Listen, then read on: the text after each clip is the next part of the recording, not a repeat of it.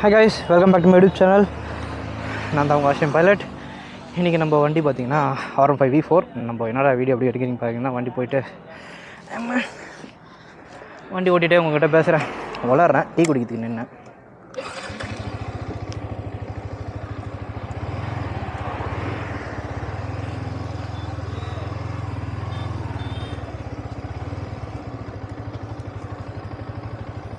V4 பார்த்திங்கன்னா நம்ம நண்பரோடது. So இப்போ பார்த்தீங்கன்னா நான் கேடிஎம் ஷோரூம் போயிட்டுருக்கேன். என் வண்டி வீட்டில் இருக்குது. ஸோ கேடிஎம் ஷோரூம் போயிட்டுருக்கேன். இன்றைக்கி பார்த்தீங்கன்னா டியூக் 250 நம்மளோட புது மாடல் பார்த்தீங்கன்னா பிளாக் கலர் இருக்குல்ல, ஸோ அதோட டெலிவரி. ஸோ அதுக்காக தான் போயிட்டுருக்கோம். ஃப்ரெண்ட்ஸுங்கெலாம் முன்னாடியே போயிட்டாங்க. நம்ம கரெக்டாக இருக்குது பார்த்தீங்கன்னா பிளாக் கலரு ஃப்ரெண்டுது. என்னோடய வீடியோஸ்லாம் நான் வந்து அவ்வளோவா என்னோடய இன்ஸ்டாகிராமில் பார்த்தீங்கன்னா அதோட ஃபோட்டோஸ் வீடியோஸ்லாம் போட்டிருப்பேன்.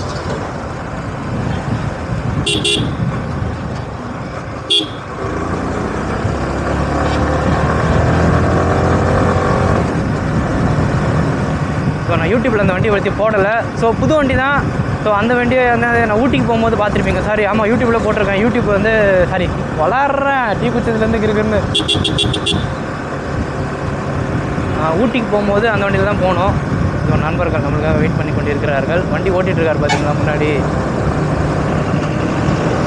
ஸோ வண்டி ஓட்டுறவருக்கு தான் வண்டி எடுக்க போகிறோம். அவர் என்ன சொன்னார்னா, நீ எடுக்கிற மாதிரி எடுறா அப்படின்னாரு. அவரோட பெருந்தன்மை அது. நீ வந்து புது வண்டி எடுக்கிற மாதிரி வீடியோ எடு, நீ வண்டி வெளியே எடு, நாங்கள் வீடியோ எடுக்கிறோம் அப்படின்லாம் வேறு ரொம்ப பெருந்தன்மையாக பேசினார். பட் இல்லை என்ன இருந்தாலும் அது உங்களோட வண்டி ப்ரோ, நீங்களே எடுங்கன்னு சொல்லியிருக்கேன். ஸோ இப்போ டைம் பார்த்தீங்கன்னா கரெக்டாக 5 மணி ஆகுது. நேராக காஞ்சிபுரம் ஷோரூம் போயிட்டு நம்ம டியூக் 250 எடுத்துகிட்டு அதை தான் ஓட்டிகிட்டு வருவோம். பட் வரும்போது ஓட்டுவோம். ஏன்னா கொஞ்சம் நேரத்துக்கு அட்லீஸ்ட் கொஞ்சம் நேரமாவது ஓட்டும். அவர் என்ன சொல்கிறேன்னா ஃபுல்லாகவே ஓட்டிட்டு வாடா அப்படின்றாரு. பட் வேணாம், நான் அவர் வண்டி அதுக்கப்புறமா ஒரு 1 வீக் இல்லை 2 வீக் போன பிறகு நான் ஃபுல் வீடியோ கூட போடுறேன். இன்றைக்கி பார்த்தீங்கன்னா டெலிவரி எடுத்துகிட்டு ஃபஸ்ட் இம்ப்ரெஷன் மட்டும் நான் சொல்கிறேன். வண்டி எப்படி இருக்குது, இனிஷியலாக எப்படி இருக்குது, ஓட்டுறதுக்கு எப்படி இருக்குது. ஏன்னா நிறைய ஃபீச்சர்ஸ் எல்லாம் வந்து பழைய 250யோட நான் பழைய 250 கூட போட்டிருக்கேன் BS4. ஸோ செகண்ட் ஹேண்ட் மார்க்கெட்டில் யாருன்னா BS4 வாங்கணும்னு ஆசைப்பட்டிங்கன்னா அந்த வீடியோ போய் பாருங்கள். அதில் என்னென்ன பார்த்து எப்படி வாங்கணும்னு சொல்லி அதில் சொல்லியிருப்பேன். ஏன்னா நிறைய பேருக்கு BS6 BS4 BS3 ரொம்ப பிடிக்கும். ஏன்னா நானே ஒரு BS3 ஓனர் தான். ஸோ அதனால் சொல்கிறேன். ஸோ உங்களை நான் ஷோரூம் போயிட்டு பார்க்குறேன். அது வரைக்கும் ஸ்டே டியூன்.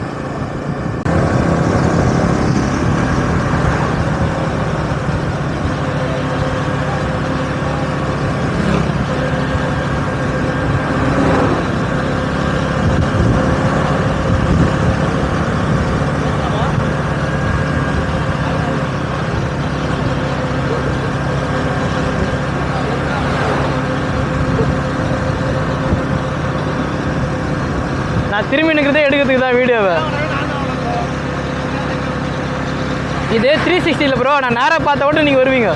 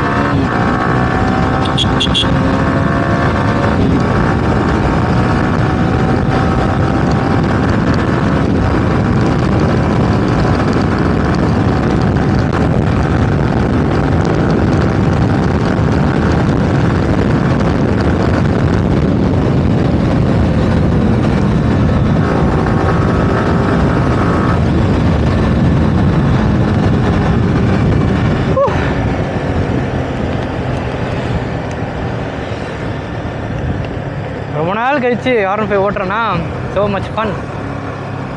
ஒரு சிட்டிக்குள்ளெல்லாம் ஓட்டுறதுக்கும் இந்த மாதிரி ஷார்ட் ரைடுக்கெலாம் R15 அடிச்சிக்கவே முடியாது. என்ன தான் எம்டி இருந்தாலும் ஒரு R15 வர அந்த ஒரு கான்ஃபிடன்ஸ் இருக்குது பார்த்தீங்களா. இப்போ நானே டியூக் நேக்கட் தான் வச்சுருக்கேன். பட் அந்த ஆர்சிஸில் அந்த R15 இருக்கிற ஒரு ஒரு ஒரு ஒரு கிக்கு இருக்குல்ல, அது வந்து நேக்கட் பைக்ஸில் என்ன இருந்தாலும் வராது தான். ஏன்னா இதில் வர அந்த ஹேண்ட்லிங்கு, இதில் வர அந்த சூப்பரான ஒரு ஜோஷ் வரும். இன்னமும் சொல்கிறது அந்த ஜோஷ் எனர்ஜி பயங்கரமாக ஒரு அட்ரினலின் இதில் நம்மளுக்கு. ஏன்னா நம்ம குனிஞ்சு உட்காடுறோமா ரொம்ப கான்ஃபிடென்ஸாக இருக்கும் வேறு இதில்.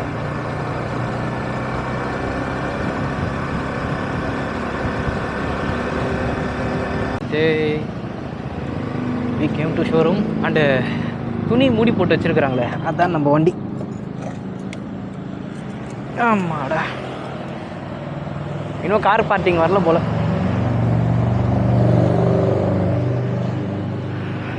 ஓகே காய்ஸ், ஓகே காய்ஸ், வழக்கம் போல் நம்ம ஆள் துணி விசிறி அடிக்க போகிறாரு பின்னாடி. அதுக்கு முன்னாடி ப்ராக்டிஸ் பண்ணிக்குது எப்படி துணி விசிறி அடிக்கிறதுன்னு. துணி தூக்குறதுக்கே எவ்வளோ நேரம். எல்லாருமே சேர்ந்து தூக்கக்கூடாது ப்ரோ, அதை ஒரு ஆள்.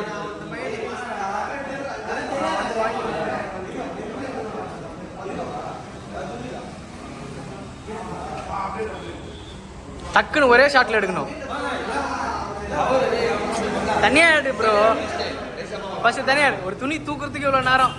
வந்தோடனே துணி தூக்கு, துணி தூக்கு பக்காவா டக்குன்னு வந்து ப்ரோ. 2 3 ஜெயிச்சுட்டோம் மாறா. ஐயோ பாப்பா சாயின் வரலையே.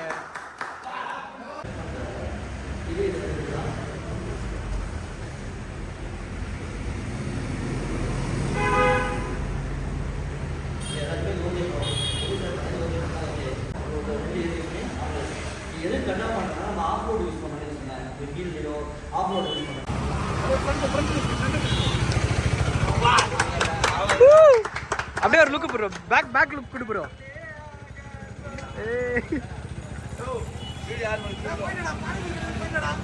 அப்படியே ஒரு பானிபூரி வேணும். அப்போ ஒரு பானிபூரி பார்சல்.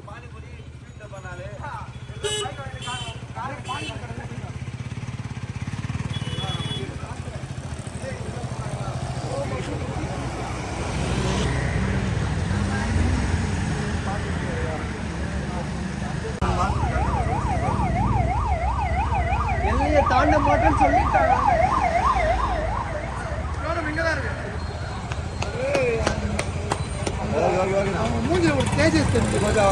எல்லா நண்பர்களும் போயிட்டாங்க.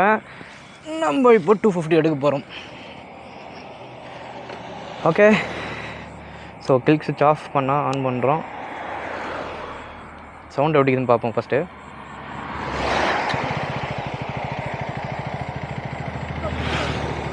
மிரர் தான் கொஞ்சம் ஹார்டாக இருக்குது. ஓகே போகலாமா?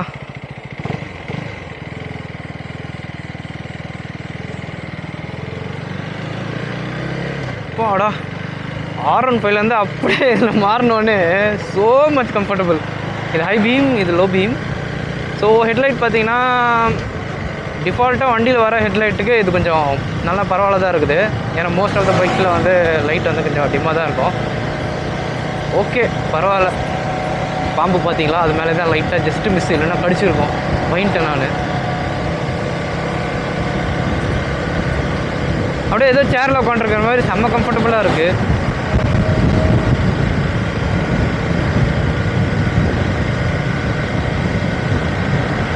ஸோ அவங்களாம் வேகமாக போயிட்டாங்க, நான் வேகமாக ஓட்ட மாட்டேன்.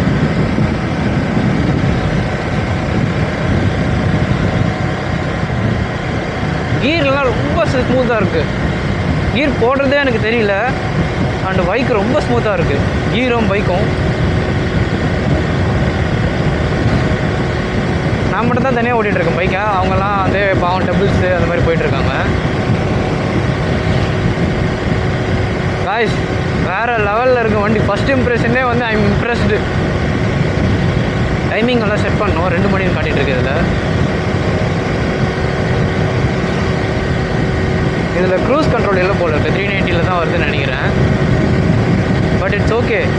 அந்த த்ராட்டல் கொடுக்குறதே பார்த்தீங்கன்னா நீங்கள் லைட்டாக இன்புட் கொடுத்தாலே பயங்கரமாக போகுது வண்டி. Horn okay.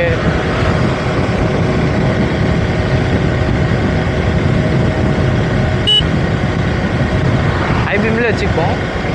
ஏன்னா விசிபிலிட்டி வந்து எனக்கு அவ்வளோ நான் கண்ணாடி போட்டிருக்கனால நான் ஹைபீம் வைக்கிறேன்.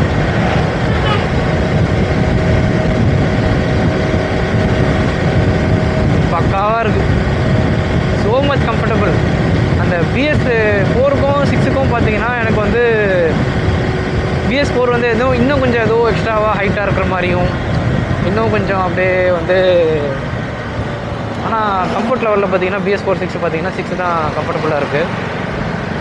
பாருங்கள், நான் 5th கியர்லேயே அப்படியே ஸ்லோவாக ஏற்றுறேன். வண்டி பயங்கரமாக ஏறுது. அதில் அந்த டக்கு டக்கு டக்குன்னு இன்ஜின் நாக்கிங்லாம் இல்லை.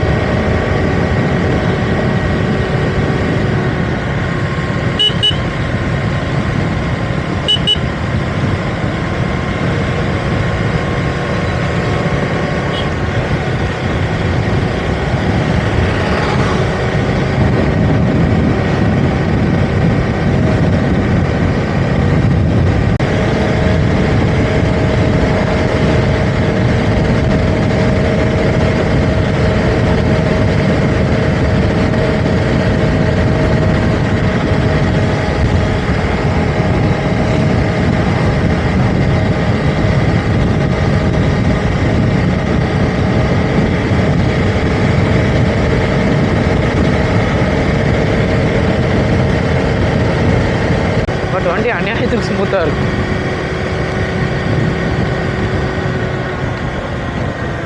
கீர் டவுன் பண்ணுறது கூட சூப்பராக இருக்குது. தெரியவே இல்லை. ஏன்னா சூப்பர் கிளாஸ் இருக்கனால அதுவும் ரைட் பை ஒயர் வேறு. இது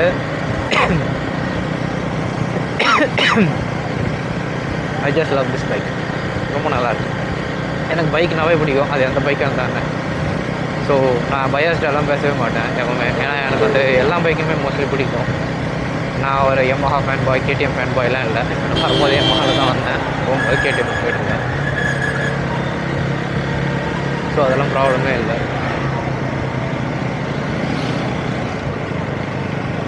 இதில் டேரெக்டாக ட்ரிப்பு தான் காட்டுறது தவிர அந்த ஓடோன்றது வந்து எனக்கு இது ப்ராப்பராக காட்டல இல்லை.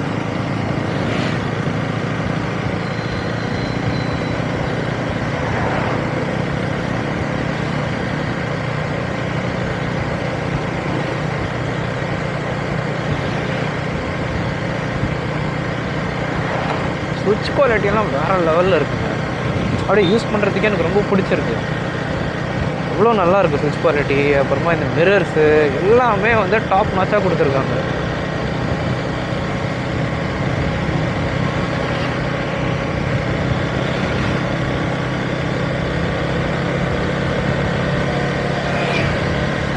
மிரர் தான் என்னால் அட்ஜஸ்டே பண்ண முடியல, அவ்வளோ ஹார்டாக இருக்குது.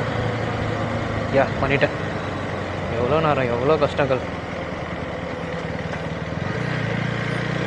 ஃபைனலி மிரர் அட்ஜஸ்ட் பண்ணியாச்சு. நான் அட்ஜஸ்ட் பண்ணுறது இப்படி தான் கற்றுக்கிட்டேன். இது இப்படி கீழேருந்து அப்படி பண்ணால் தான் அட்ஜஸ்ட் ஆகுது. ஓகே, சும்மாவே இன்புட் கொடுத்தாலே பயங்கரமாக ஏறுது வண்டி.